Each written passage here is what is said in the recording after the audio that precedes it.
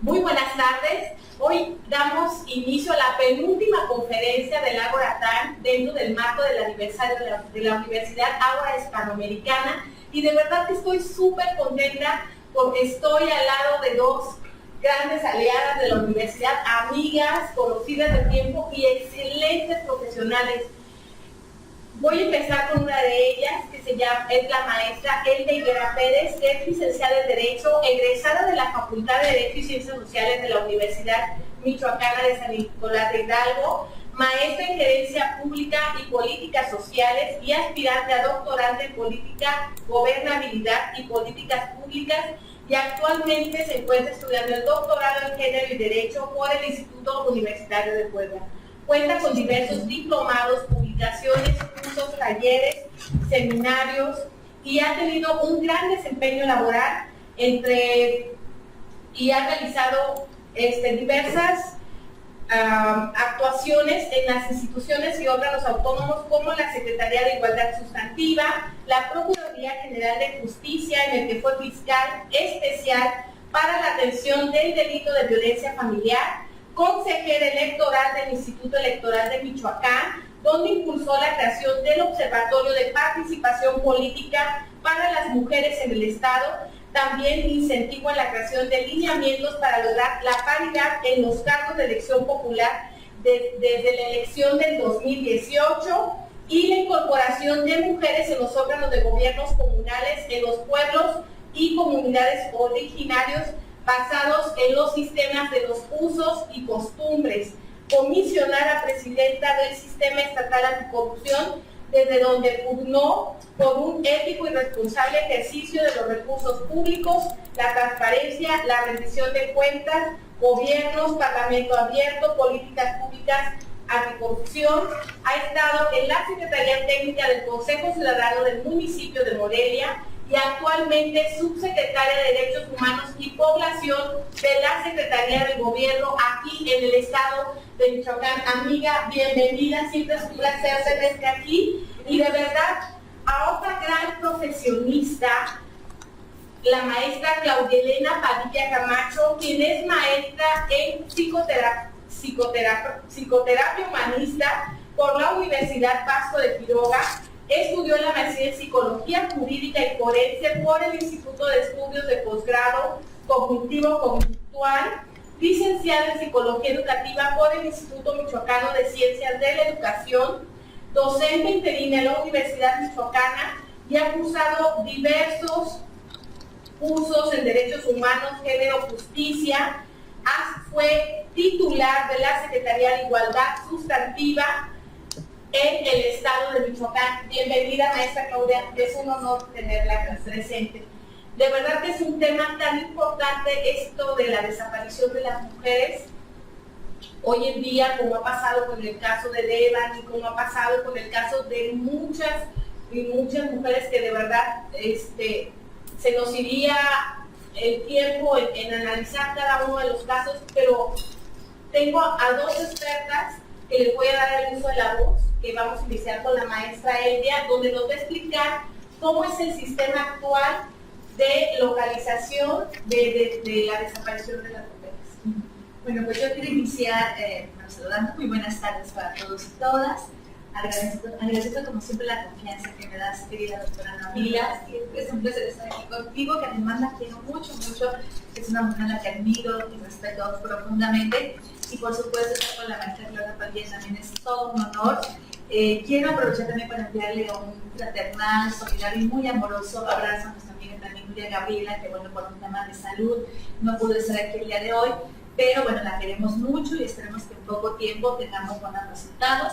Y por supuesto a toda la comunidad estudiantil que nos acompaña el día de hoy de esta magnífica universidad, que además te felicito, Nabila, por toda esta propuesta de generar estos espacios de análisis, de reflexión, sobre todo en temáticas que están tan vigentes y que justamente pues han venido transformando el diseño de la política pública, el diseño de los marcos normativos, como es el tema de la desaparición de mujeres, un fenómeno que cabe destacar no es reciente ni en el Estado mexicano, ni en el Estado de Michoacán, ni a nivel, yo diría, no solamente de región, sino a nivel mundial, que tiene que ver justamente cómo todavía las mujeres seguimos viviendo esta experiencia de transitar por la vida, pues a partir de experiencias de mucho riesgo, de inseguridad, y que yo quisiera aquí enmarcar el tema de la desaparición en dos momentos.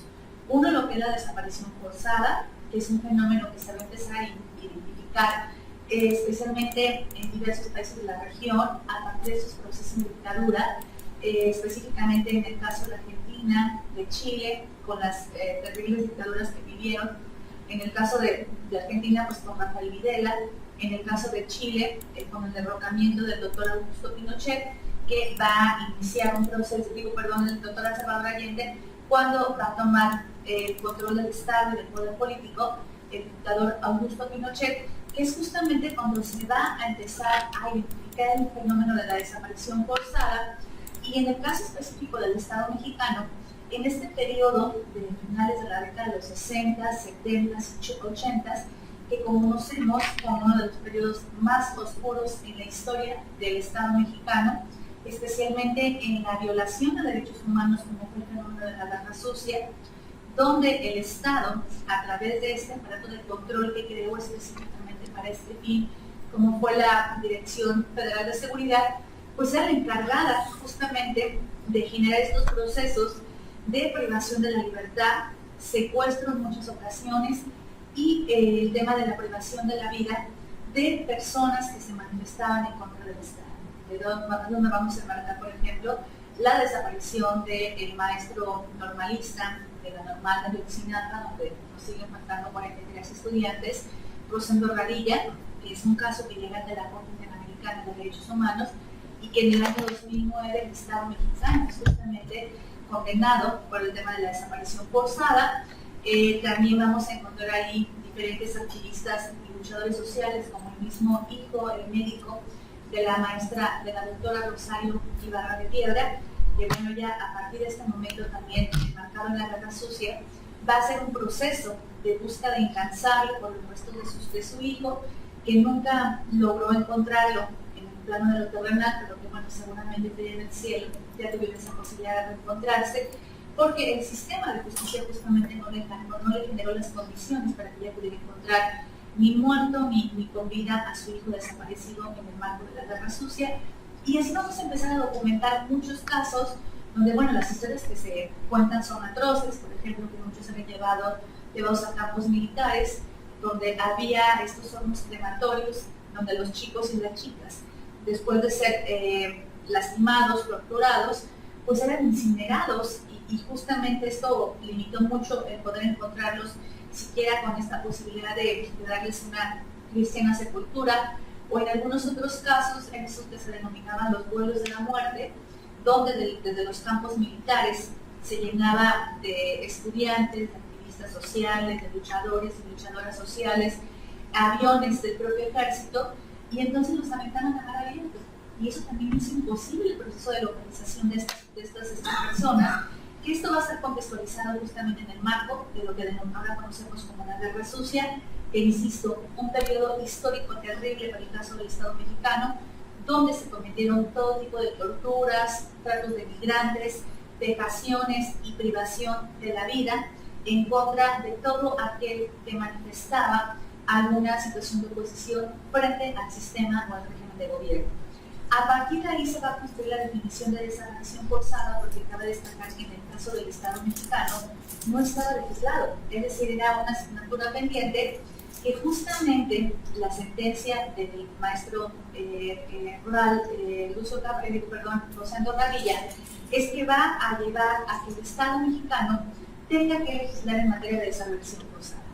Y a partir de ahí se basa una definición de otro fenómeno que actualmente estamos enfrentando de manera también brutal, de manera profundamente dolorosa y deshumanizada, que es el tema de la desaparición entre particulares. La diferencia entre la desaparición forzada y la desaparición entre particulares oscila que cuando hablamos de desaparición forzada, esta siempre va a ser cometida por agentes del Estado, que en este momento del marco de la Guerra Sucia, pues era justamente cometida por esta Dirección Federal de Seguridad, que ahora además con todo esto que tenemos en la agenda de estos días, como la detención de este señor narcotraficante, de los primeros pioneros que empezaron el tráfico de drogas en Estados Unidos, que ahora pues se sabe que también estaba al servicio de esta dirección o esta área de la policía que estaba al servicio de los narcos, porque inclusive algo que permitió en su momento que este señor huyera, cuando fue detenido en la década de los 80 hacia Costa Rica, es que portaba una credencial de la Dirección Federal de Seguridad, que al momento que es detenido en el aeropuerto la saca, y eso impide que lo detengan en ese momento, por eso él logra huir a Costa Rica. Entonces esto nos habla del nivel de involucramiento, no solamente de las atrocidades que sirvió este brazo ejecutor del Estado para poder contener cualquier intento de movilización social, de luchadores o activistas sociales, inclusive de periodistas, porque es también esta área de la Policía del Estado que también va a intervenir en algunos procesos de persecución, especialmente contra la libertad de expresión, como fue en el caso de don Julio Scherer, que fue el fundador de la revista Proceso, en la década de los 80, cuando también hace este golpe de Estado, hace el periódico Excelsior, etc. Y entonces, cuando hablamos de privación forzada de la libertad o desaparición forzada, va a ser esta se va a cometer cuando participa algún agente del Estado, que ahorita puede ser policía municipal, que puede ser la Marina, que puede ser el Ejército, puede ser la Policía de Investigación en el caso de las Procuradurías, puede ser cualquier área de seguridad que esté encomendada o que sea parte del Estado. Esa va a ser una principal característica cuando hablamos del fenómeno de la desaparición forzada y que básicamente la vamos a encuadrar, decía yo, en el marco de la Guerra Sucia. Posteriormente, durante el gobierno de Felipe Calderón, se dan también situaciones similares con esta política en materia de prevención y atención a la criminalidad o de combate a la criminalidad, cuando va a sacar al ejército a las calles, que es un segundo momento donde en muchos casos empiezan a reportar, donde los militares pues entraban a las casas. Había un tema de impunidad total porque tenían toda la permisividad y legitimidad por parte del gobierno federal, y entonces muchos casos actuales todavía de mamás que están en proceso de búsqueda de sus hijos, hermanos, esposos, papás, etcétera, va a tener que ver justamente con este segundo periodo en esta fallida política de combate a la criminalidad que él denominó la guerra contra el narco, donde nuevamente el país se va teniendo sangre de norte a sur. Cuando hablamos de la desaparición entre particulares, este va a ser otro fenómeno que en el caso específico de las mujeres, yo lo voy a contextualizar en el marco de las mujeres asesinadas en Ciudad Juárez, que es un fenómeno que a partir de 1991 se va a empezar a visibilizar a nivel internacional, donde de manera sistemática aparecían cuerpos de niñas, adolescentes, mujeres que habían sido privadas de la vida, pero cuya privación de la vida no se limitaba solamente al asesinarlas, sino que previo a esta privación de la vida había un proceso de tortura previo. Si muchas de ellas presentaban, por ejemplo, mutilaciones en su cuerpo, algunas les arrancaban literalmente los pezones a mordidas, casi todas presentaban mordidas en diferentes partes de sus cuerpos, especialmente los genitales, muchas presentaban quemaduras de cigarros también en diversas partes de su cuerpo. Todas habían transitado por un tema de violación, en algunas ocasiones violaciones tumultuarias, y estoy hablando de cuerpos de niñas de 14, 16, 18, 20, 21 años, o sea, eran mujeres realmente muy jóvenes. Aquí lo que va a caracterizar mucho estos procesos justamente de búsqueda ante las desapariciones de estas niñas, y que también va a ser un punto muy importante que va a tocar la Corte Interamericana cuando va a emitir la sentencia en contra del Estado mexicano, por el caso de Claudia Esmeralda y Berenice contra el Estado mexicano o González contra el Estado mexicano, es que algo que sucedía cuando las mamás, casi todas eran hijas de mujeres, jefas de familia, el 99% de familias muy pobres, porque además muchas de estas niñas que fueron asesinadas, pues trabajaban en las maquiladoras, que se da en el contexto cuando se firma el Tratado de Libre Comercio, y que entonces, va a haber todo un despliegue de desarrollo económico en la frontera norte, donde además va a generar un tema de migración interna porque hay trabajo. Obviamente trabajo bajo un esquema de explotación humana, en muchas condiciones de inseguridad, pero que para muchas familias es una alternativa. Entonces muchas familias van a empezar a migrar hacia esta parte norte del país, Y entonces se van a empezar a identificar estos cuerpos, pero cuando las mamás iban, previo a encontrarlas ya privadas de la vida, hacer el reporte por la desaparición. Y entonces había una pésima práctica por parte de las entonces procuradurías, una terrible práctica de intervención o de actuación, porque había todavía la creencia que además no había un sustento jurídico para ello, es decir, no había un documento legal o un código que nos dijera que de la desaparición de una mujer o de un adolescente, pues teníamos que esperar 24, 48, 72 horas para que se iniciara la búsqueda. Es decir, algo que enfrentaban mucho casi todas las mamás de estas mujeres es que cuando llegaban ante las instancias de procuración de justicia, a todas les pedían esperar un margen de 72 horas a ver si regresaban.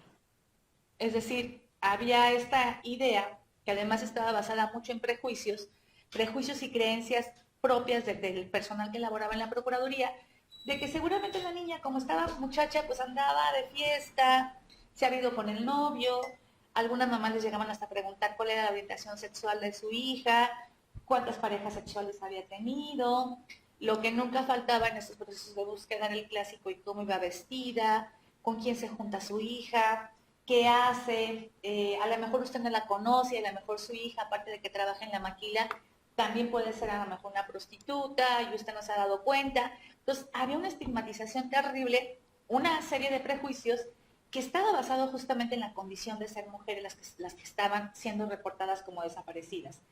Obviamente no había ningún protocolo de intervención y, digo, ya después con los análisis que se han hecho, posiblemente si las autoridades hubieran intervenido en tiempo, en muchos de estos casos, que todavía la cifra oscila entre 600 y 800 mujeres asesinadas, en el caso de Ciudad Juárez, quizá un porcentaje importante hubieran sido encontradas con vida. Por eso de ahí se pone el foco de atención en el tema de los procesos de búsqueda, porque ese va a ser uno de los puntos fundamentales, como decía, cuando entre los meses de octubre y noviembre del 2003 se encuentran 8 cuerpos que en este paraje que en ese entonces se denominaba Campo Algodonero, que era un tipo desierto, basurero, donde la gente iba y tiraba restos de vehículos, basura, chatarra. Se encuentran esos 8 cuerpos. Cuando se hace el proceso, no solamente para el tema de la búsqueda, sino en las diligencias para identificar los cuerpos, pues tampoco había estas pruebas ahora genéticas para poder localizar a quienes pertenecían. Entonces, en varios casos se entregaron osamentas equivocadas a mamás, porque simplemente decía, pues es que mi hija más o menos era delgada, tenía un tatuaje, pues ahí hay unas con un tatuaje, yo creo que una de esas es la suya, llévesela. Porque además era impresionante por la cantidad de cuerpos que se tenían en el CEMEFO en ese entonces. No había un control, no había un tema de cuidado con esas osamentas humanas, y entonces también el proceso para la entrega de los cuerpos, pues era un proceso totalmente desvirtuado, inmoral, deshumanizado, porque pues en esta necesidad de esas mamás de saber qué había pasado con su hija, dónde estaba su cuerpo, pues se llaman los cuerpos sin verificar si efectivamente era o no el de su hija. Entonces, vamos a identificar que justamente cuando el caso de Campo Algodonero, que van a ser 3 cuerpos los que van a ser llevados ante la Corte Internacional, el de Claudia Esmeralda y Berenice, de 14, 18 y 21 años respectivamente, cuando llegan ante la Corte Interamericana, pues justamente lo que van a identificar el sistema internacional de derechos humanos, por lo menos el regional al que pertenecemos como México, es que la deficiencia más grande estaba justamente en el proceso de búsqueda. Porque, insisto, si muchos de esos cuerpos se hubieran buscado en base a un protocolo, posiblemente se les hubiera encontrado con vida. Pero no solamente no era la búsqueda, sino además toda la carga de prejuicios que caían sobre esas familias, que la mayoría eran pobres, no tenían los recursos justamente para hacer estos procesos de investigación por sí mismas, como sí lo hace la señora Maricela Escobedo, que también termina de manera muy dramática su historia en este intento de localizar no solamente los restos de su hija, sino también encontrar al responsable, que era su pareja sentimental. Ella sí tenía una condición quizá un poco más holgada económicamente, o por lo menos lo poco que pudo lo invirtió en ese proceso de búsqueda de su hija. Y entonces, lo que va a decirle la sentencia de Campo Algodonero al Estado mexicano es que tiene que implementar protocolos de búsqueda inmediata. pero que además esos protocolos, cuando hablamos justamente de casos de niñas, mujeres y adolescentes, se tienen que hacer con un enfoque diferenciado, porque muchas de estas desapariciones de jóvenes, digo desafortunadamente la estadística es muy alta, están vinculados a temas de feminicidios o trata de mujeres y niñas con fines de explotación sexual. Y entonces cuando pensamos en un proceso de búsqueda, pues creo que la perspectiva de género se va a convertir en una categoría o en una herramienta fundamental para que justamente le demos ese enfoque diferenciado. Yo aquí sí quisiera hacer hincapié que todas las desapariciones son procesos profundamente dolorosos.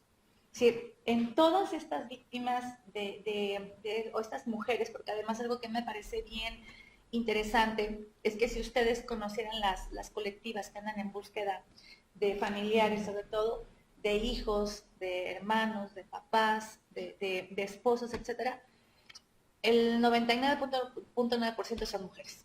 Y las que andan en este proceso de intentar encontrar al hijo que no está, a la hija, al esposo, al tío, etcétera, son mujeres las que están encabezando estos procesos y que desde que se empieza a identificar con mayor profundidad el tema de la desaparición, ahora entre particulares, derivado de este fenómeno grave que tenemos en el caso del Estado mexicano, como es el tema de la delincuencia organizada, que va a ser mucho quienes van a ejecutar ese tipo de acciones, quienes hacen estos procesos de búsqueda son mujeres. Y eso me parece bien interesante, porque entonces también te habla de esta necesidad de las mamás de encontrar por lo menos un dedo, una pierna, algo que te diga que ese es tu hijo. Recuerdo que hace algunos años cuando laboraba en la fiscalía, me decía una entonces subprocuradora de la región de Zamora, que en una ocasión habían encontrado 8 cuerpos en una fosa común. Ella manda a llamar a familiares de personas que habían reportado desapariciones. Llegan varias personas, identifican como 6 cuerpos y quedaban 2 sin identificar. Ya cuando empiezan a hacer la entrega, se le acerca un muchacho y le dice, licenciada, por favor, véndame ese cuerpo. Y ella le dice, ¿cómo que véndame ese cuerpo? No, pues es que no lo puedo vender, por favor le pago lo que quiera, véndamelo. Él decía, ¿pero tú para qué lo quieres? Pues ella pensó, eres estudiante de medicina, vas a hacer algún tipo de práctica con el cuerpo, algo, ¿no? Le dice, ¿pero tú para qué lo quieres? O sea, es un cuerpo que no conoces, ni siquiera identificas. Le dice, mire, ese cuerpo es de una persona joven y se parece mucho a un hermano que yo tengo desaparecido. Yo puedo ver la forma de maquillar el cuerpo de tal manera que cuando se lo lleve a mi mamá no se dé cuenta que no es mi hermano. Pues yo lo que quiero es que mi mamá tenga un descanso. Dice, porque todos los días, desde las 6 de la mañana hasta las 7, 8 de la noche, sale a buscarlo, a diferentes puntos. Que ya le dijeron que habían visto por allá, por acá, mi mamá no come, mi mamá no duerme, mi mamá se está muriendo en vida. Y yo necesito a mi mamá viva. Entonces, uno cuando escucha esas historias, pues se da cuenta de lo desgarrador que es el tema de la desaparición, tanto la forzada como la que se comete entre particulares. Y aún esta circunstancia se ahonda cuando son situaciones que van dirigidas a mujeres, porque justamente todavía este proceso, este fenómeno de la desaparición, pues se vuelve mucho más tortuoso porque no sabemos si esa niña está siendo explotada sexualmente, no sabemos si está en el país, no sabemos qué es lo que le haya pasado, porque justamente su condición de ser mujer les pone a riesgos de manera diferenciada que en el caso de los hombres. Insisto, en ambos casos el fenómeno es profundamente doloroso. Yo estoy convencida que ninguna familia debería transitar por una experiencia de esa naturaleza, jamás en la vida. Yo creo que todas las que tenemos hijas e hijos, basta con que no nos contesten durante 15 minutos para que inmediatamente nos volvamos locas y empecemos a buscar y rastrear y demás. Porque claro que una sabe de los riesgos que implica el vivir en un contexto de inseguridad. Y entonces, bueno, a partir justamente de la sentencia de Campo Algodonero, es como se van a ir generando una serie de mecanismos y protocolos que ahora tenemos, por ejemplo, la alerta ALBA, la alerta AMBER, porque justamente lo que los cuerpos de Claudibet, Esmeralda y Berenice le enseñaron al Estado mexicano es que 24 horas, 5 horas, 2 horas, 1 hora son fundamentales para encontrar con vida a una persona. Y que además un principio fundamental cuando hablamos del tema de la búsqueda de personas desaparecidas es que en todo momento esa búsqueda se tiene que hacer pensando que la persona va a ser encontrada viva. Es decir, todos los esfuerzos que haga el Estado desde los ámbitos de procuración de justicia tienen que ser enfocados a pensar que la persona tiene que ser encontrada en vida. Es un principio fundamental cuando hablamos del tema de la búsqueda.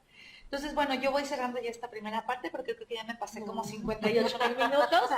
Entonces, bueno, yo nada más quisiera sí señalar que sí sigue siendo un fenómeno grave que seguimos enfrentando en el caso del Estado mexicano, que hemos logrado avances importantes, no de manera voluntaria, porque muchos de los cambios que se han logrado, tanto en el ámbito de la procuración de justicia, como también en el diseño de la política pública, responden justamente a esta sentencia, en particular la de González contra el Estado mexicano, que obligó al Estado justamente a generar toda una serie de cambios institucionales para que las búsquedas se hagan de manera inmediata.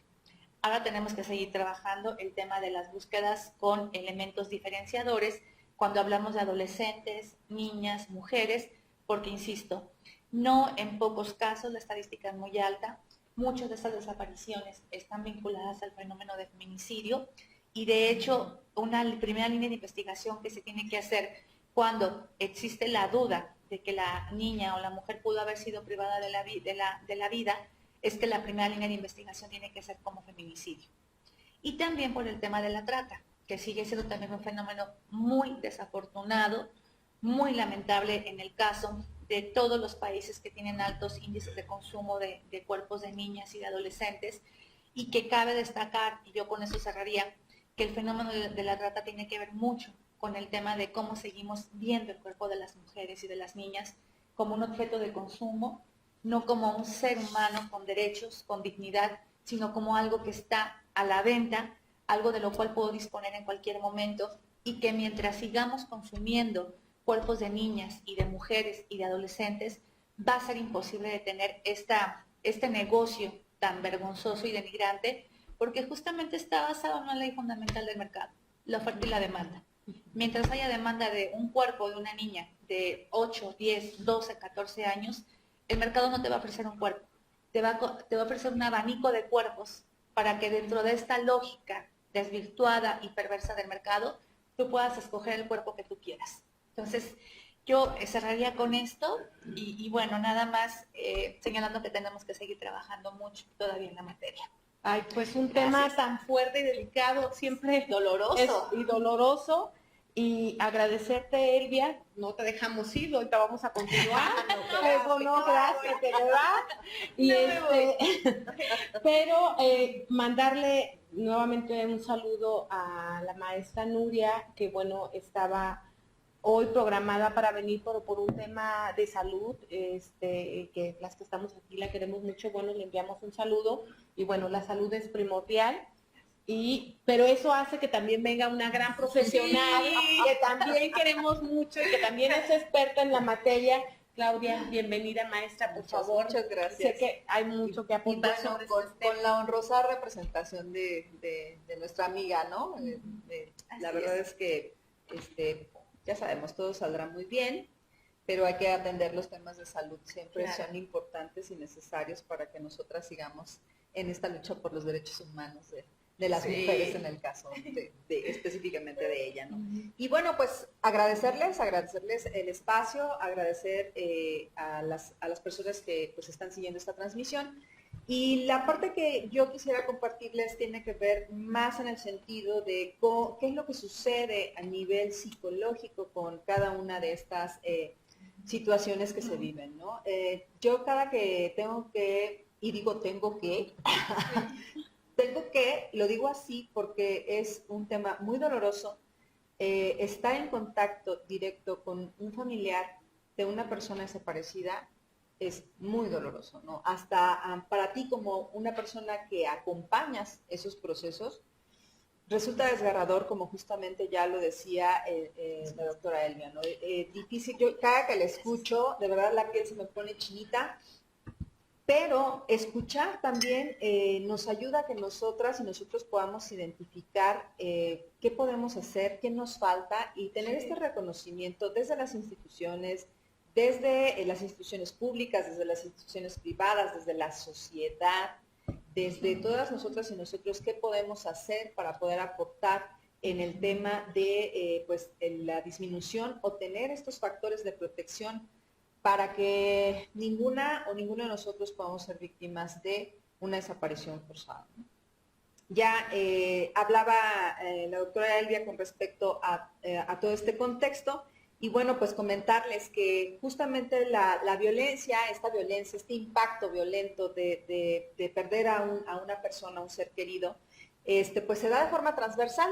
No solamente afecta evidentemente a los familiares directamente, pues son las primeras personas afectadas. Las primeras personas afectadas son aquellos y aquellas familiares, pero además también afecta al sistema de la comunidad, ¿no? Desde el entorno donde la persona vivía, es decir, desde su colonia. Ver factores bien interesantes desde la parte de la psicología, ¿no? Todo este pequeño entorno, digamos, el lugar en donde la persona radicaba, empieza a generar cierta angustia por parte de todas las personas que vivimos ahí, estamos cercanas, entonces empieza a generar un miedo, porque entonces puedo ser yo también la que pueda desaparecer. Empieza a generar toda una situación alrededor de muchas cosas que nos van generando nos van llenando de inseguridades, ¿no? Y que además también empieza a haber fenómenos muy interesantes sobre todo el cómo algunos podemos ayudar y en otros tantos cómo podemos separarnos lo suficiente que podamos ser indiferentes a lo que sucede.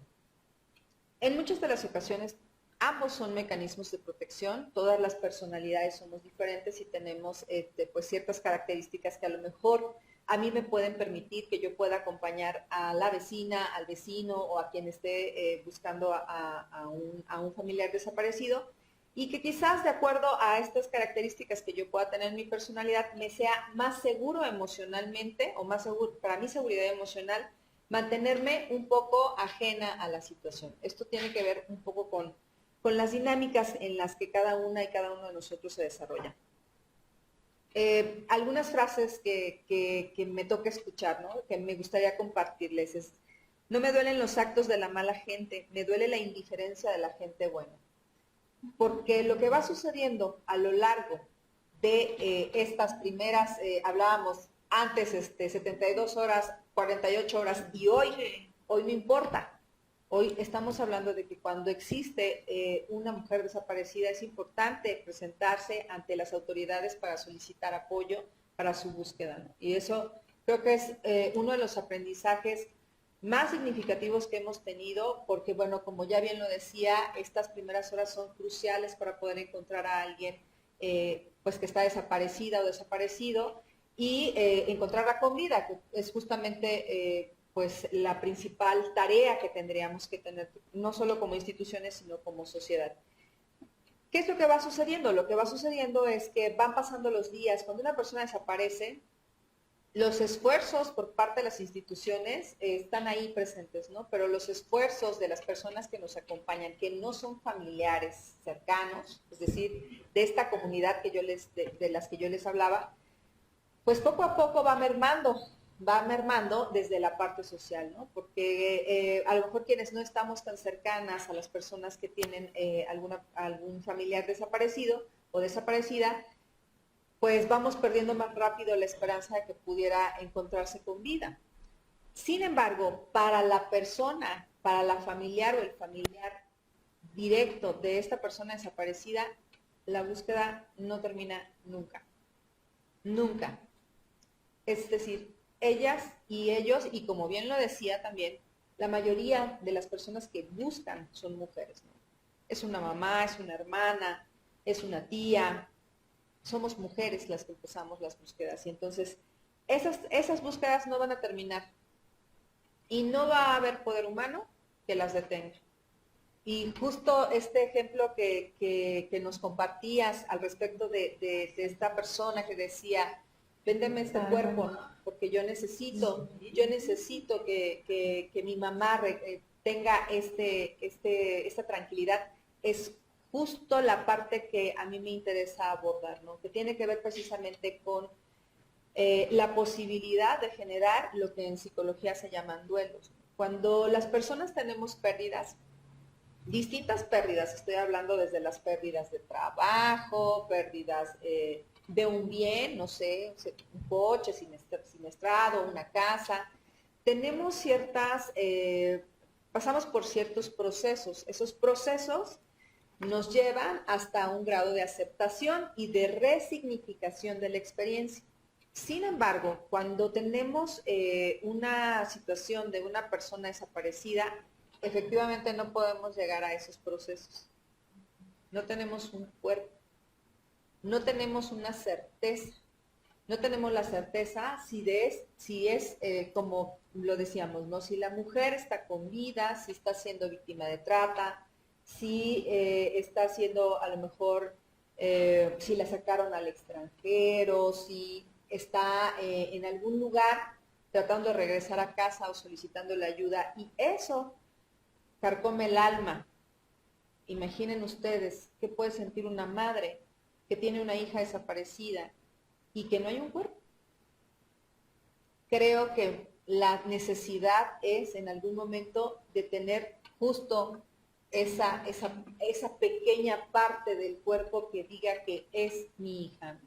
Porque entonces eso a las personas, a las mamás, a las hermanas, a las tías, a los tíos, porque bueno, también sabemos que tiene un impacto a los papás, un impacto en las personas desaparecidas en general. Eso ayudaría precisamente a cerrar este ciclo y a entender que ya no está con nosotros, que se fue, que trascendió y que como cada una y cada uno de nosotros lo vamos entendiendo, tuvo un fin. Cuando tenemos los temas de personas desaparecidas, pues evidentemente al no haber ese cuerpo no podemos generar ese proceso de duelo. No podemos hablar de que existe este final. No hay un final. Por eso la búsqueda nunca termina. Por eso la búsqueda nunca termina. Y no va a terminar para ellas y para ellos.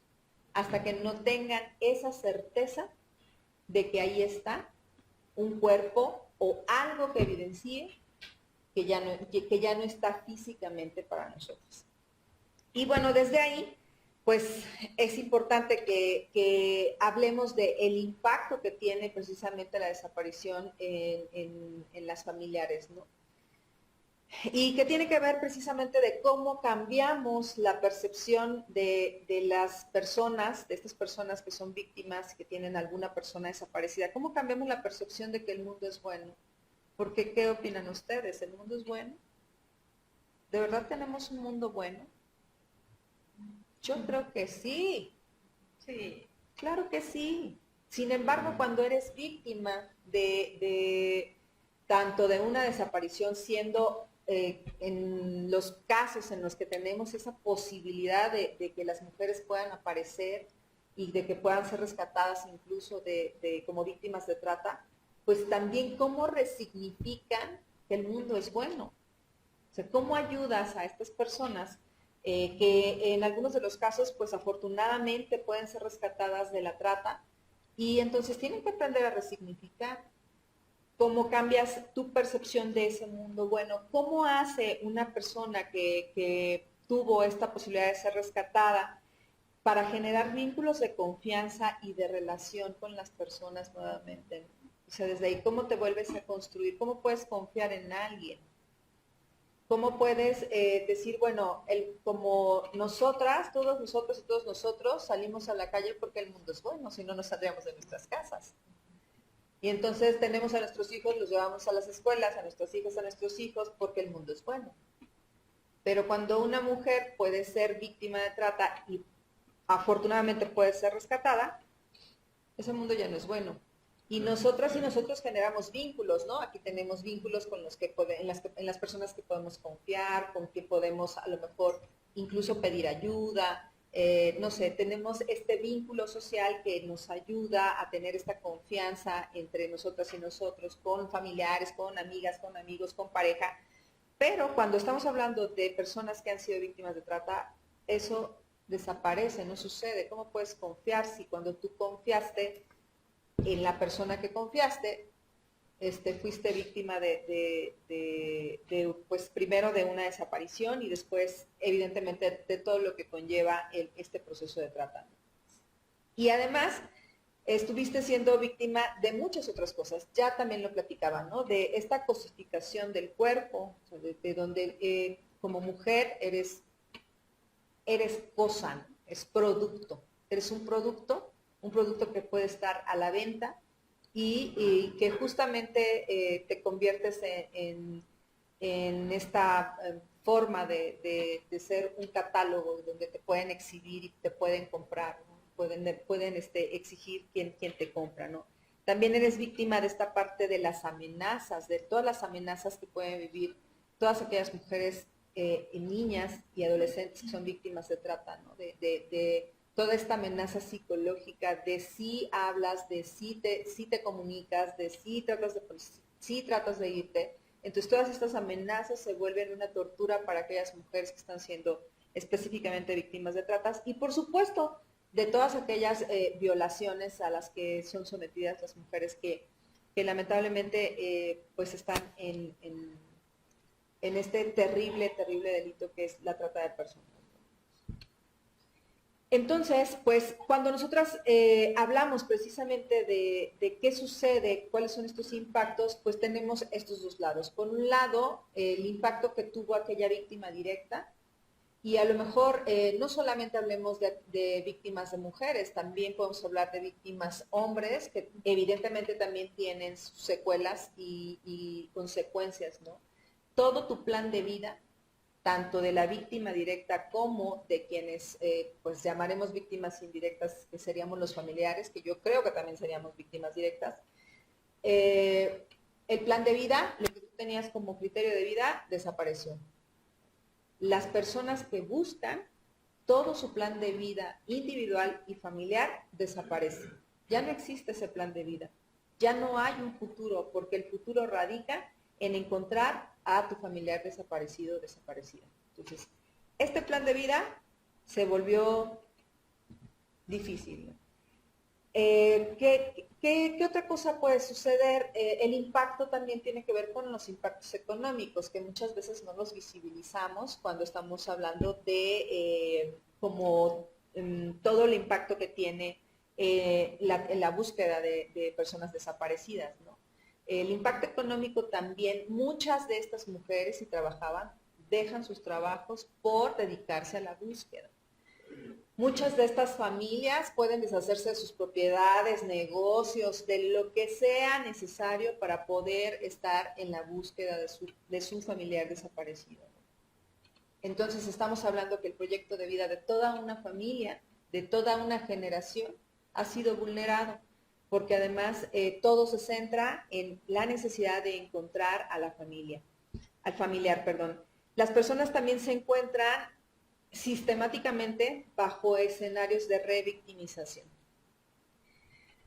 por distintas dependencias, porque pues sí, evidentemente hemos tenido algunos avances, sin embargo, también es importante que sigamos capacitándonos y sobre todo que tengamos esta posibilidad de no perder la sensibilidad y la empatía por acompañar a las personas, ¿no? Porque yo les decía, lo que va sucediendo al final es una especie como de apatía, en donde para ti que no eres una persona familiar cercana, ya no lo busques, ¿no? Ya termina con eso. Pero nosotras, quienes podemos dar esta opinión, lo estamos hablando desde no sentir esa ausencia cerca, desde creer, evidentemente, que lo más sano para esa persona que está buscando es eso, y seguramente lo es. Sin embargo, eso lleva un proceso que en muchos de los casos, pues, es largo, ¿no? Y tortuoso. Y en muchas de las ocasiones, la mayoría de las veces, si no es que casi siempre, pues aparece la tortura psicológica. No, recordé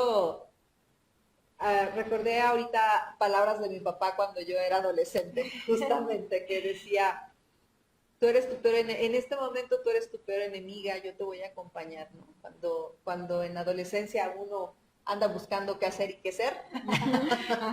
Ansioso, y Sí, como sí, que, así "Ay, ahora como, que sí, una persona voy a ¿ahora hacer". qué hago?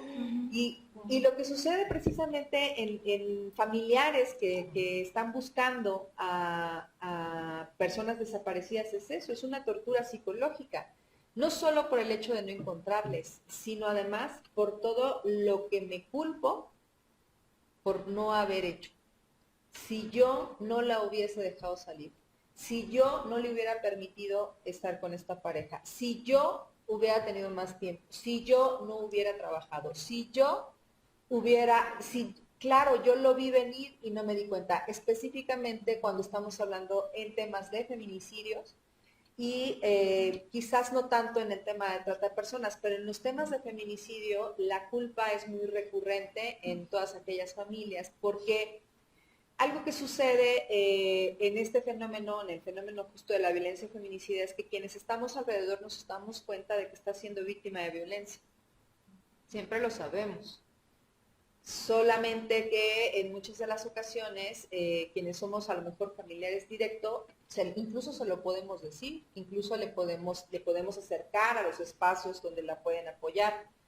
Sin embargo, no entendemos el proceso de la violencia y por qué la persona está sumergida en ese proceso y que no es que esa persona quiera estar ahí, es que en ese momento no cuenta con los recursos necesarios, ni emocionales, ni psicológicos, ni económicos, ni de ningún tipo para poder salir y que requiere todo un proceso. Y entonces, cuando viene un tema de desaparición en el caso específico de un feminicidio, pues evidentemente hay mucha culpa, ¿no? Porque yo sabía que, no sé, que mi hermana estaba siendo violentada y me recrimino el no haber hecho algo, aunque sí lo haya hecho.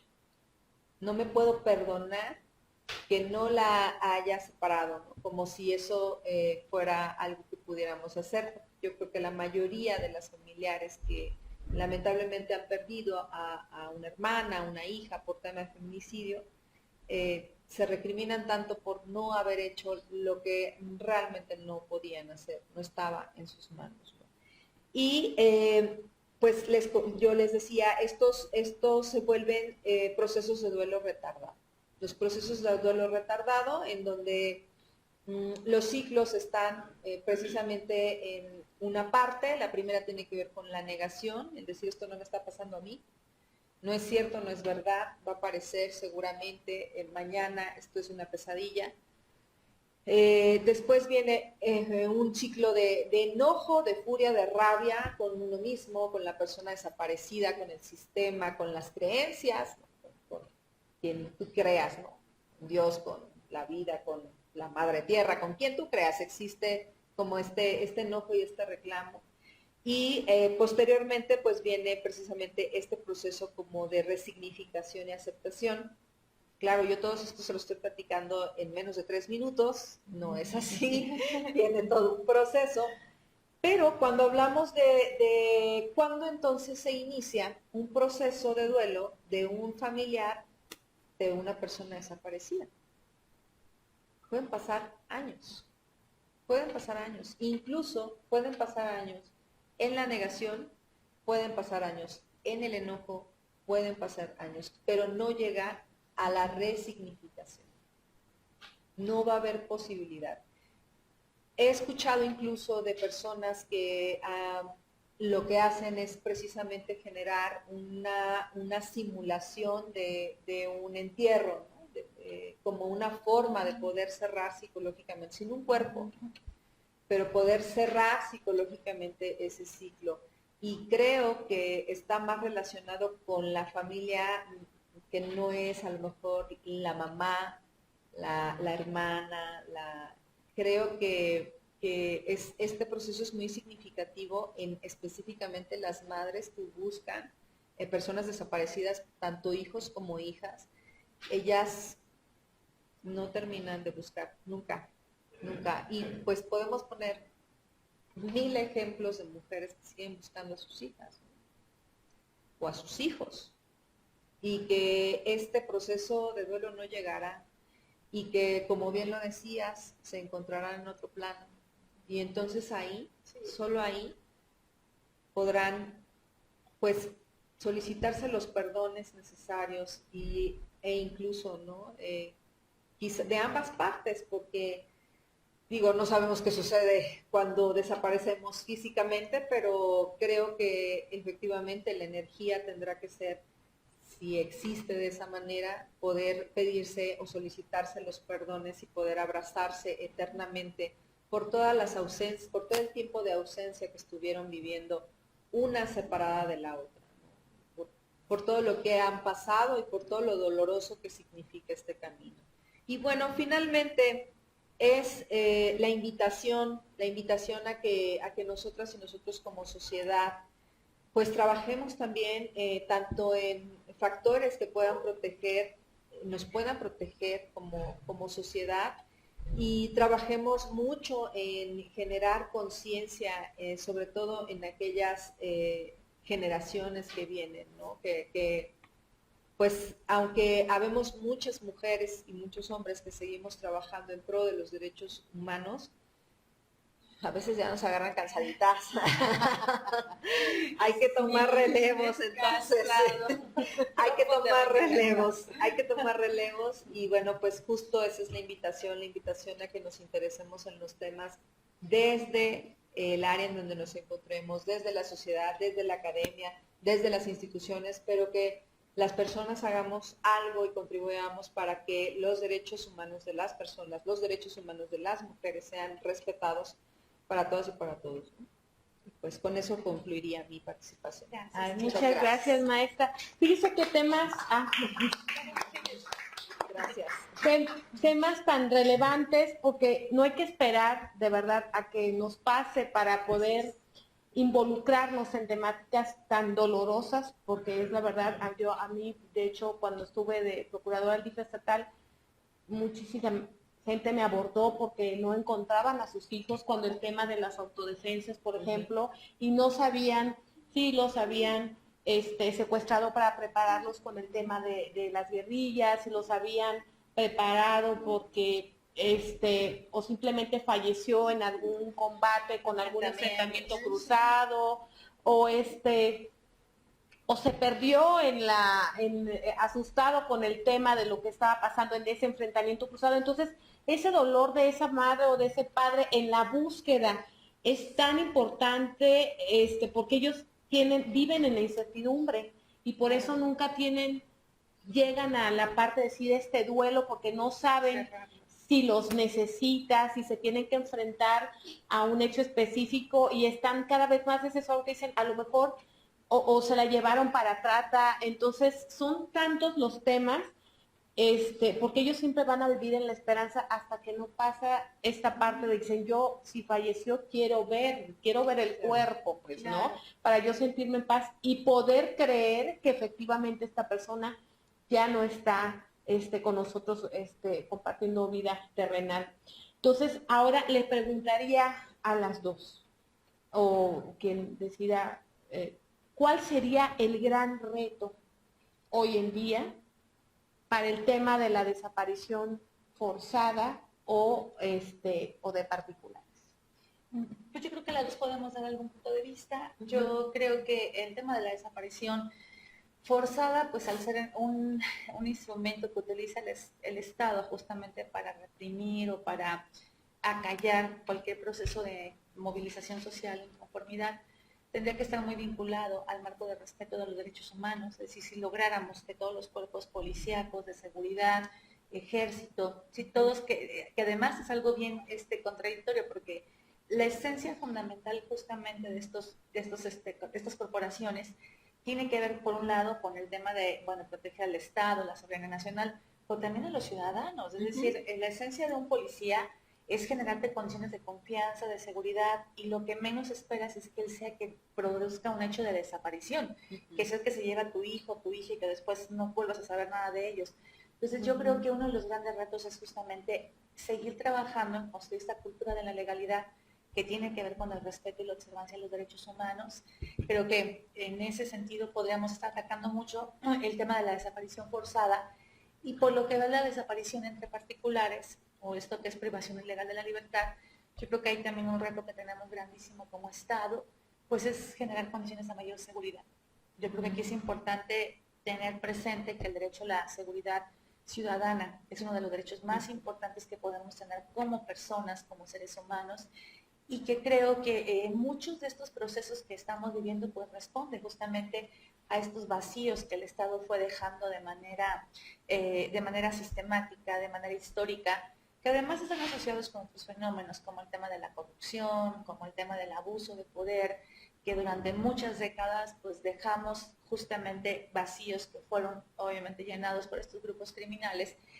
Tenemos una bola de nieve que va a ser muy compleja el poder detenerla, pero que yo creo que si generamos condiciones de mayor igualdad, de mayor desarrollo, de oportunidades, de acceso a la educación y a otros derechos, yo creo que eso puede influir en gran medida para que podamos tener condiciones de mayor seguridad ciudadana. Y creo que ahorita por lo menos de manera inmediata, algo que se me pasó decir, que creo que también es algo que tenemos que estar teniendo desde el Estado, algo que a mí me preocupa, que hoy ya lo estoy identificando en el diseño de la política pública, es que hay muy poco personal, por ejemplo, expertos en temas de tanatología. Y que en estos procesos se vuelven tan importantes, porque es justamente una manera de ir acompañando estos procesos de desaparición. Yo te le decía en varias áreas, ¿no? A ver, Fiscalía ocupa un área de tanatología porque tenemos una fiscalía especializada en búsqueda. Atención de víctimas, también ocupa un área de tanatología porque ahí llegan muchas víctimas. Igual en la comisión de búsqueda, igual en la SEIMujer, igual en casi todas las áreas.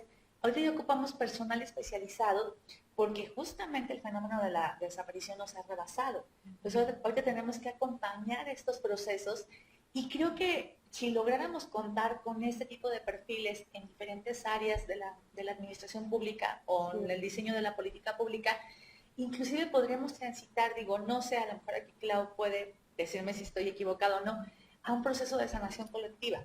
Porque creo que también ocupamos sanar colectivamente, es decir, este rompimiento del tejido social, como bien lo decía Claudia, cuando una persona desaparece no solamente es el impacto en la familia, sino que rompe ese tejido social, esa confianza, porque además, si sabes que fue el hijo de tu vecino el que se llevó a tu hijo, pues es una situación bien dolorosa, como pasa en muchos casos, en los genocidios ha pasado de esa manera, que el que entró a mi casa, violó a mi hija y a mi esposa, era mi vecino, y por haber una diferencia religiosa, ideológica, etcétera, fue que se dio ese ataque. Igual pasa en el tema de la desaparición, porque alguien te dice, no, pues es que fue el hijo de don Panchito el que se lo llevó, y entonces es tu vecino, lo tienes que estar viendo. Entonces yo creo que tenemos que transitar también un proceso de sanación colectiva, pero ocupamos el acompañamiento del Estado. Fíjate que justo, sí, correcto, lo mencionas perfectamente bien y me encanta que además tenemos que entender que el trabajo que ahora se tiene que hacer es interdisciplinario e incluso transdisciplinario. O sea, ¿qué quiero decir con esto? Que ya no es solo, no sé, por ejemplo, en el área de derecho solo, el área del derecho como tal, sino como la psicología, la criminología, la tanatología, cómo todas las disciplinas podemos ir aportando y que tendría que ser transdisciplinariamente para que entonces yo pueda entregar la batuta, yo como profesionista pueda entregar la batuta a la persona que sigue y entonces tengamos este acompañamiento pues mucho más integral. Pero creo que otro de los retos más interesantes es que empecemos a generar política pública que tenga que ver con la prevención, con la protección, porque lamentablemente nos ha rebasado como el impacto de la violencia en general. Entonces, a veces tengo la sensación de que vamos tratando como de ir apagando fuegos de manera inmediata, cuando creo que sí tendremos que apostarle mucho a todo lo que tiene que ver con los temas preventivos, ¿no? O sea, ¿cómo podemos entonces generar desde el principio esta cultura de la legalidad? A lo mejor, pues recordemos, vamos por generaciones, ¿no?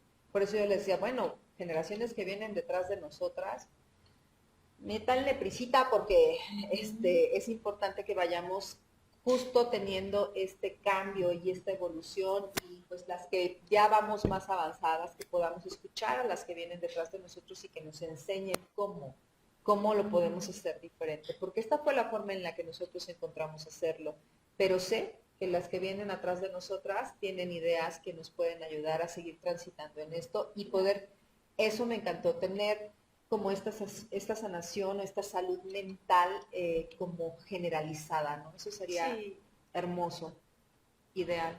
Claro, involucrarnos como sociedad en los temas, porque al final no son temas aislados. El gobierno, pues lamentablemente no tiene un radar, pues pasan sucesos y ya cuando se entera a veces es porque ya se detonó y entonces el sistema de búsqueda a veces es complejo. Entonces no podemos estar trabajando o dejar todo a la parte gubernamental. Yo creo que es una parte de estructura social que al final el núcleo de la sociedad, pues finalmente es la familia y parte de esta gran concepción de valores y de principios que se van teniendo, que como bien lo dice la maestra, habrá que trabajarlo desde la parte de la prevención, porque si esta parte viniera estructurada desde un inicio, pues bueno, muchas cosas tendríamos resueltas. Sin embargo, ya tenemos una sociedad que ha irrumpido con dinámicas muy complejas y que a veces se dice, híjole, ahora hoy en día es más complejo. Yo creo que siempre ha sido, nada más que ahora se ha visualizado o se ha visibilizado a raíz de que las mujeres han saltado a exigir sus derechos. Ahora que las mujeres ahora se atreven a hablar y a pedir o a visualizar lo que les ha pasado cuando antes simplemente vivían contenidas o toleraban. Yo, por ejemplo, no sé, estoy impactada, acabo de ver un documental, La niña de la foto, no sé si ya la vieron. Habla sobre, bueno, estaría ya espoleando, dicen ahí. Pero una chica que al final la secuestran a los 4 años de edad y ese secuestro, esta persona vive con él, vive abuso sexual con ella desde los 4 años de edad, termina de ser diciendo que su padre termina casándose con ella, teniendo hijas y aparte la prostituía para con eso sostener la relación familiar y termina matándola a los 20 años de edad. O sea, es impactante que así como ese caso hay muchos más, ¿no? Que incluso me tocó ver como niñas violadas a los 5 meses, fíjense, a los 5 meses de nacida por sus propios padres o sus abuelos. Entonces son temas muy complejos, son temas que debemos atender, no son temas aislados y que de verdad esto es de todos, mamá, papá, vecino, gobierno, es una tarea interdisciplinaria de todos. Y importante mencionarlo no para evidenciar un dolor, es importante mencionarlo para que nos solidaricemos con el tema y que incluso podamos entender a gente que puede vivir o que puede estar en peligro y podemos ayudar a evitar que pase un suceso de esta magnitud. No sé si hay algunas preguntas de las personas que están aquí o del medio, ¿no? Pues, sí, adelante, maestra. ¿Qué sería lo que a lo mejor como sociedad estamos haciendo que hace que, como acaba de decir la doctora, padres, abuelos, familiares tan cercanos, sea tan común que abusen de estas pequeñas o estos pequeños, cuando se supone que son los que deberían de protegernos? O sea, ¿qué pasa por la mente de esas personas que estamos, por qué como sociedad o como familia o como grupo estamos haciendo algo que esté generando tanto feminicidio, tanto abuso sexual con personas tan pequeñas y tan desprotegidas? Pues yo primero lo que tendría que decir es que lamentablemente y tristemente siempre ha sucedido. Siempre en la historia, no es nuevo. No es nuevo y a lo mejor quizás si preguntamos no sé, a la abuela, a la bisabuela, si todavía tenemos la oportunidad, te van a platicar más de 5 historias que sucedían a su alrededor. La diferencia está en que hoy es visible. Hoy levantamos la voz, hoy podemos denunciar, porque tenemos un mecanismo que nos protege o que intenta protegernos y restablecer los derechos, ¿no? Entonces, ¿qué sucede en la mente de las personas? Es como, esto es bien interesante porque justo lo que hace la psicología forense, o más la psicología jurídica que la forense, es precisamente darle esa herramienta a quien le toca el ejercicio de la justicia para poder explicar qué sucede en la mente de una persona, que siendo a lo mejor, en este caso, el papá de una pequeñita puede abusar sexualmente de ella, ¿no? ¿Qué sucede en la mente de una persona? Infinidad de cosas. Puede ser desde el hecho de que él mismo haya sido abusado en algún momento de su infancia, de su historia. Puede ser desde el hecho de que tenga un trastorno, puede ser desde el hecho que tenga el consumo de sustancias, hay una cantidad de factores que pues pueden generar una situación de este tipo, ¿no? O sea, es una cantidad de factores. Lo que sí quiero que quede muy claro es que ninguno de esos lo exime de su responsabilidad, porque es una persona con capacidad de saber y entender lo que está haciendo. Porque esto es bien importante, porque hay una parte en que las compañeras abogadas me ayudarán a explicar mejor, que tiene que ver con el hecho de que las personas no sean castigadas, ¿no? Le llaman, que sean inimputables por el hecho de tener un trastorno mental.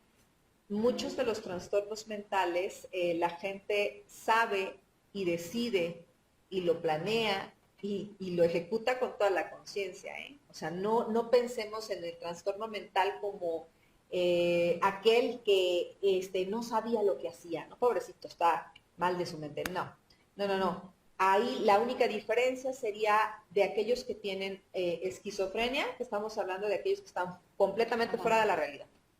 Es decir, el que ve cosas, el que escucha cosas, el que tiene esas características. De ahí en fuera, todos los demás trastornos, estoy tratando de no cometer error, porque estoy tratando de acordarme, ni siquiera los bipolares, pues a lo mejor los bipolares cuando están en una etapa ansiosa, pero de ahí en fuera, todos los demás trastornos que pueda haber dentro de la clasificación de trastornos mentales. Claro, y los que tienen que ver con demencias, ¿no? Ya con una capacidad cognitiva mucho menor y que, bueno, que además se tienen que identificar. De ahí en fuera, la verdad es que las personas tienen que ser, pues, llevadas a la justicia, ¿no? ¿Y qué otra cosa observo que sucede? Que cuando estamos hablando del núcleo familiar, las familias no denunciamos. Se queda el secreto. Se guarda el secreto. Porque ¿cómo es mi papá? ¿Cómo es mi tío? ¿Cómo es el hijo? ¿Cómo es el hermano?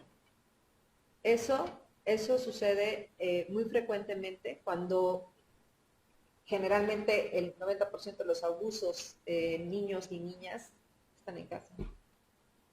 Están en casa. ¿Y qué hacemos? No denunciamos. Porque es una situación complicada también, ¿no? Para las familias. ¿Cómo haces para hacer este vínculo? Por eso lo que decía la doctora Elvia me pareció muy interesante, ¿no? Es, a lo mejor yo puedo llegar con una profesionista del área de la salud, como es mi caso en el área de salud mental, y decir, a ver, está pasando esto, no me atrevo, ¿qué puedo hacer? Tengo miedo, se va a romper la familia, o sea, como para que desde ahí nosotras desde el área de la salud mental podamos hacer los acompañamientos necesarios para que la persona tome la fuerza suficiente para iniciar un proceso de denuncia y de sanación para las personas que han sido víctimas.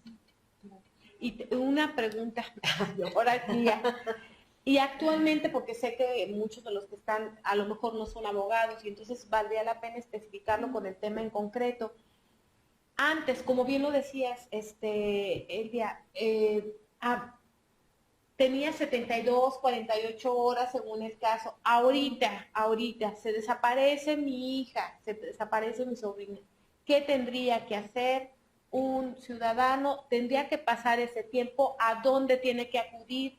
¿Qué tiene que pasar? Sí, aquí la recomendación es que en cuanto identifiques inmediatamente que algún familiar, hijo o hija, que además apelamos mucho para que ninguna familia transite por esa experiencia, es dar aviso inmediatamente a las autoridades. Cabe destacar que ya en cuanto se hace el reporte, se levanta un tipo de ficha, que es las alertas que se activan inmediatamente dependiendo si es mayor o menor de edad, etcétera.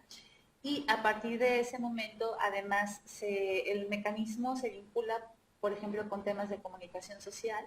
En el caso de Michoacán, el sistema michoacano de radio y televisión inmediatamente recibe el reporte y empieza a hacer un tema de circulación de la imagen. Además, perdón que te interrumpa, pero esa activación ya no requiere de esa temporalidad, no, ya es inmediata. Sí, Okay. inclusive si hubiera algún tema donde no las quisieran atender o recibir inmediatamente, se puede generar un reporte para presentar una queja, porque, insisto, ahora lo que se ha buscado en base al principio de debida diligencia, que es esta obligación que tienen las autoridades de actuar de manera inmediata, es que en cuanto se tenga el conocimiento de una desaparición, inmediatamente activar la alerta ALBA o AMBER, dependiendo del caso, y entonces se vincula con medios de comunicación. Digo, ahorita afortunadamente con el tema de las redes sociales, eso digo, creo que uno de los puntos positivos de la tecnología, yo tengo mis reservas en muchos, pero creo que este es uno de los positivos, es que los puedes compartir de manera inmediata. Y también ahí apelar mucho al tema de la solidaridad humana, porque creo que también es muy importante que cuando tengamos conocimiento de un caso, así sea que la niña se haya ido con el novio el fin de semana, tenemos que compartir. Es decir, es sumamente importante el ser solidarios y solidarias, compartir inmediatamente la ficha, porque eso abona mucho inclusive para el tema de las localizaciones. Hay casos donde efectivamente la niña se peleó con la mamá o el papá y en un momento de desquitarse se fue con un familiar o con algunas amigas, no avisan, pero entonces ya cuando ven que están circulando la imagen, inmediatamente se contactan, inmediatamente ya dicen, mamá, por favor no me busquen, o esto, qué vergüenza. Bueno, pues entonces no me vuelva a hacer eso, señorita. Pero entonces, así sea que la niña se haya ido de fiesta, lo que sea, la obligación del Estado es buscarla y encontrarla con vida en todo momento. Ok, pues no sé si tienen algo más que aportar. Pues ¿no? yo agradecida y encantada de estar con ustedes, de verdad. Fue una mesa bien bonita. Sí, muy bonita. Me encantó. Sí, yo podría durar una hora más, no sé qué digan los demás, pero nosotros contentos. Sí, aquí nos puede dar la noche. Felices de estar hablando. Sí, pero eso es un buen pretexto para después de hacer una nueva plática, claro, socializar este tipo de temas, porque de verdad hay mucha gente que lo necesita, que no sabe a dónde acudir, que no sabe qué hacer, que no sabe que tiene alertas, que no sabe ya ni siquiera que no tiene que pasar esta temporalidad, y de verdad muy agradecida, Elvia, amiga querida. Muchas gracias. Ya va a tener un álbum de ponencias aquí en Ágora. Como siempre, muy agradecida. Gracias. Muchas gracias. Claudia, un placer, de verdad. Muchas gracias. Muchas gracias. Yo muy afortunada además. Sí. Muchas gracias a todos por acompañarnos y reiterarles la invitación el próximo miércoles, que es el cierre del Ágora Time, con un evento, bueno, creo que sin precedente, polémico, todo tiene, que es la mesa de análisis político con los presidentes de los partidos políticos del estado de Michoacán, que bueno, desde ahorita ya están estudiando los temas, calentando motores. Incluso el lunes tenemos una rueda de prensa para explicar la dinámica que se va a hacer, porque ya el miércoles vamos a iniciar a las 6 en punto, y le dije a los presidentes, señores presidentes, a las 6 con quien esté, porque también como si fuera debate.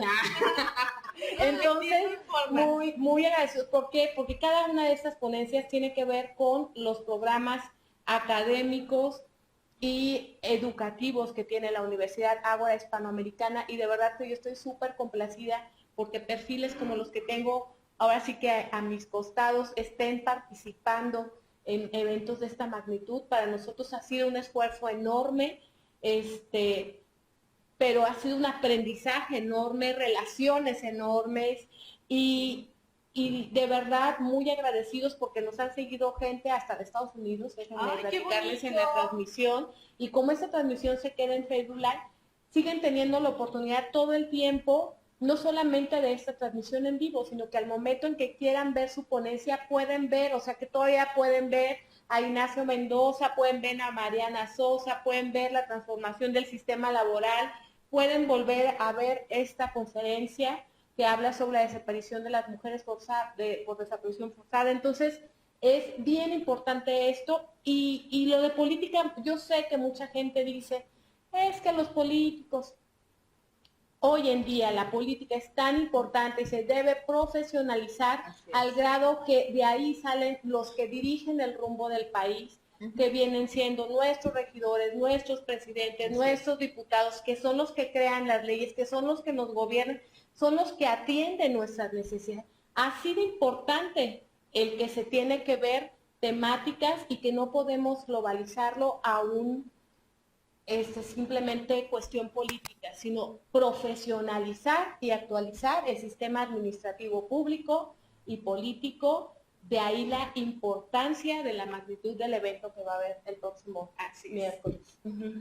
Agradecerles a todos los que nos han seguido y los esperamos, que va a ser el último cierre, que seguramente yo no estaré foco ese día porque ahí estarán los presidentes, pero muy agradecida y quería decirles, los esperamos ese día. Creo que esa transmisión va a durar un poco, no va a durar más tiempo por obviamente la cantidad de personas que van a participar. Están confirmados hasta ahorita 5 presidentes de partidos políticos, que va a ser el Partido del Trabajo, el PRD, Morena, Movimiento Ciudadano, Encuentro Social a través del PES. Creo que ya se comunicaron los del